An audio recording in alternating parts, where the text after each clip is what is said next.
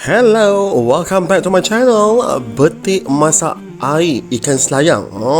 Mula-mula kena rebus dulu ikan selayang ya. Lepas tu betik muda ni potong kecil-kecil. Jangan babak pula ya. Lepas tu pula tumbuk lah bawang merah dan bawang putih tu ya. Macam biasa.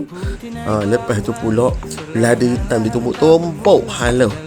Geram tu. Lepas tu pula tumis bawang merah dengan bawang putih. Gitu. Lepas tumis lah sampai lah naik bau. Yo. Tambah sedikit rasa cinta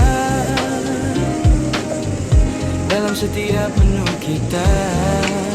Bila aroma mula terasa. Lepas tu pula tambahkan air pula ya. Tambahlah. Ikut okma lah. Nak banyak mana. Lantak. Gitu. Lepas tu pula masukkanlah betik muda tadi yang potong-potong kecil-kecil tu. Masukkan dekat dalam tu. Masuk.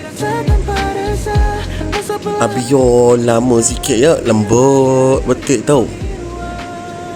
Nampak tak? Ni tengah rebus ni. Lepas tu pula ambil ikan selayang yang direbus tadi tu. Hancurkan dia. Hancurkan dia. Dah hancur ikan selayang tadi. Masukkan wok dekat dalam tu ya. Terasa indah dengan masakan penuh kasih mesra. Ayam grill dan sambal pedas. Lepas tu pula masukkan lada hitam yang dah dihancurkan tadi ya. Gitu. Lepas tu biarlah masukkan pula garam ke apa-apalah ya. Kacau lah dengan kasih sayang. Gitu. Tarang. Siap dah apa? Cubalah terai. Lantak ni first time aku buat video untuk masakan macam ni. Apa lah ya.